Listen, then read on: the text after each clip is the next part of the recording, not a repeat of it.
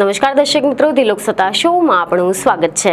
બંગાળની ખાડીમાં ઊભું થયેલું ચક્રવાત મોન્થા હાલમાં તો દેશના પૂર્વ કિનારાના રહેવાસીઓ માટે એક મોટો ખતરો ઊભો કરી રહ્યો છે।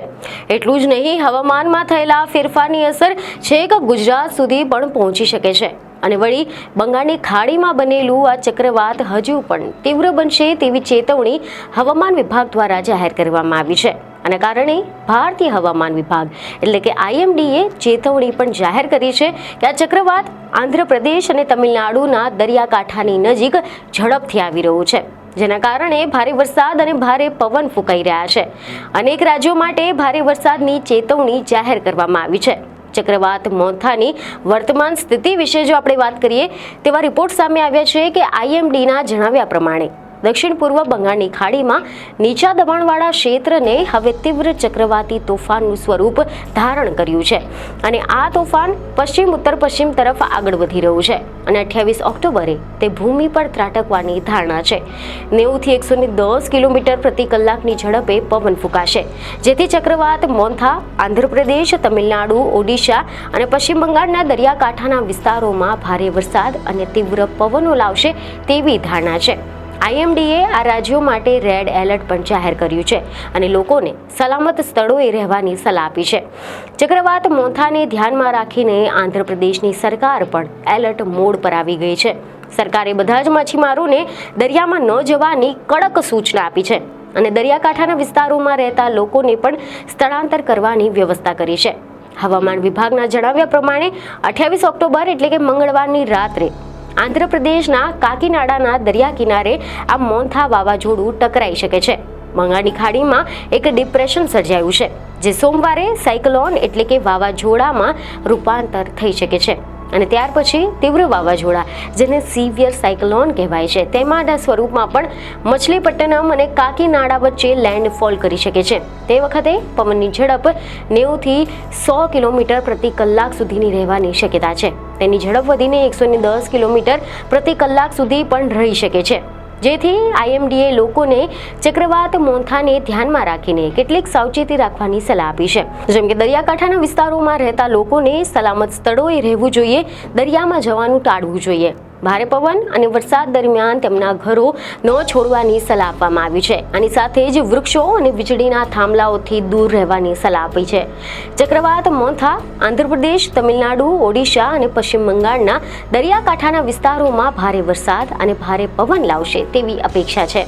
IMDએ આ રાજ્યો માટે રેડ એલર્ટ જારી કર્યું છે અને લોકોને પણ સલામત સ્થળે રહેવાની સલાહ આપી છે।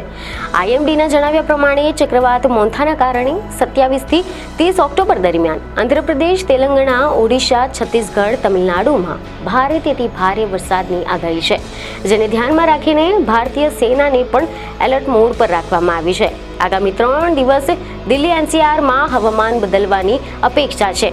IMD મુજબ પશ્ચિમી વિક્ષેપના પ્રભાવના કારણે 27 અને 28 ઓક્ટોબરે સાંજે અથવા તો રાત્રે હળવા ઝરમર વરસાદ અથવા તો વરસાદી છાંટા પણ પડી શકે છે। 29 ઓક્ટોબરે હવામાન આંશિક રીતે સ્વચ્છ રહેશે। ઉત્તર પ્રદેશમાં હવામાન ફરી એકવાર બદલાવાની અપેક્ષા છે। હવામાન વિભાગે 27 ઓક્ટોબરથી શરૂ થતા આગામી 4 દિવસ માટે વરસાદની ચેતવણી જાહેર કરી છે અને આના પરિણામે છઠ પૂજા દરમિયાન પણ હવામાન અણધારું રહી શકે છે। સોમવારે પશ્ચિમ અને પૂર્વીય ઉત્તર પ્રદેશમાં અલગ અલગ સ્થળોએ વરસાદ અને ગાજવીજની સાથે વરસાદની આગાહી છે। મોડી રાત્રે અને વહેલી સવારના સમયે રાજ્યના બંને ભાગોમાં ધુમ્મસની પણ શક્યતા છે, જ્યારે 28 ઓક્ટોબરે રાજ્યના પશ્ચિમ અને પૂર્વ ભાગોમાં છૂટાછવાયા વરસાદ અને ગાજવીજની સાથે વરસાદ થવાની શક્યતા છે। મોડી રાત્રે અને વહેલી સવારના સમયે આ બંને ભાગોમાં ધુમ્મસ છવાઈ જશે તેવી શક્યતા છે। બંગાળની ખાડીમાં પશ્ચિમી વિક્ષેપ અને ચક્રવાતની અસર બિહાર પર પણ જોવા મળશે।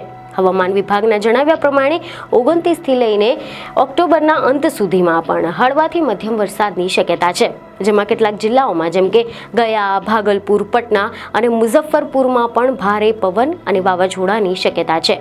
જોકે બિહારમાં આવતીકાલે હવામાન સ્વચ્છ રહેશે। હવામાન વિભાગના જણાવ્યા અનુસાર 27 ઓક્ટોબરથી પશ્ચિમી વિક્ષેપ એ પશ્ચિમી હિમાચલના જે ક્ષેત્ર છે જેમ કે જમ્મુ અને કાશ્મીર, હિમાચલ પ્રદેશ, ઉત્તરાખંડ પર અસર કરશે। 27 થી લઈને 29 ઓક્ટોબર દરમિયાન રાજ્યમાં હળવો વરસાદ થવાની શક્યતા છે, જેનાથી ઠંડીમાં વધારો થવાની શક્યતા છે. જોકે આ સિવાય એવા સમાચાર છે કે ચક્રવાત મોન્થા પણ ગુજરાતમાં વરસાદનું કારણ બને તેવી અપેક્ષા છે. હાલમાં એક તરફ તો ગુજરાતની નજીક અરબી સમુદ્રમાં ડિપ્રેશન રચાયું છે, જ્યારે બીજી તરફ બંગાળની ખાડીમાં વાવાઝોડાની સ્થિતિ પેદા થઈ ગઈ છે. ગુજરાતમાં આજથી 3 દિવસ સુધી વરસાદ થશે, જેમાં કેટલીક જગ્યાએ ભારે વરસાદ થવાની પણ આગાહી કરવામાં આવી છે. છેલ્લા 24 કલાકમાં પણ સૌરાષ્ટ્ર અને સાઉથ ગુજરાતમાં કેટલીક જગ્યાએ વરસાદ જોવા મળ્યો હતો. અરબી સમુદ્રમાં ગોવાથી 380 કિલોમીટર દૂર, મુંબઈથી સાઉથ વેસ્ટમાં 400 કિલોમીટર દૂર અને કર્ણાટકના મેંગલોરથી 620 કિલોમીટર દૂર, ઉત્તર પશ્ચિમમાં અને લક્ષદ્વીપથી 640 કિલોમીટર ઉત્તર પશ્ચિમમાં ડિપ્રેશન સ્થિત છે અને આ ડિપ્રેશન આગામી કેટલાક કલાકોમાં આગળ વધે છે અને આના કારણે ગુજરાત, ગોવા, કોંકણ અને કેરળમાં પણ ભારે વરસાદની આગાહી કરવામાં આવી છે. અહેવાલો સામે આવ્યા છે કે હવામાન વિભાગે જણાવ્યું છે કે 28 ઓક્ટોબર સુધીમાં દરિયામાં ભારે ઉથલપાથલ જોવા મળશે. દરિયામાં 35 થી 45 કિલોમીટર પ્રતિ કલાકની ઝડપે પવન ફૂંકાશે, જે વધીને 55 કિલોમીટર પ્રતિ કલાક સુધી પહોંચી જશે. આના કારણે આગામી 3 દિવસ સુધી દરિયો ન ખેડવાની સલાહ આપવામાં આવી છે. આ ચક્રવાતની સીધી અસર દરિયાકાંઠાના રાજ્યો પર થવાની સંભાવના હોવાથી ભારતીય સેના અને વહીવટી તંત્રને પણ હાઈ એલર્ટ પર મૂકી દેવામાં આવ્યા છે.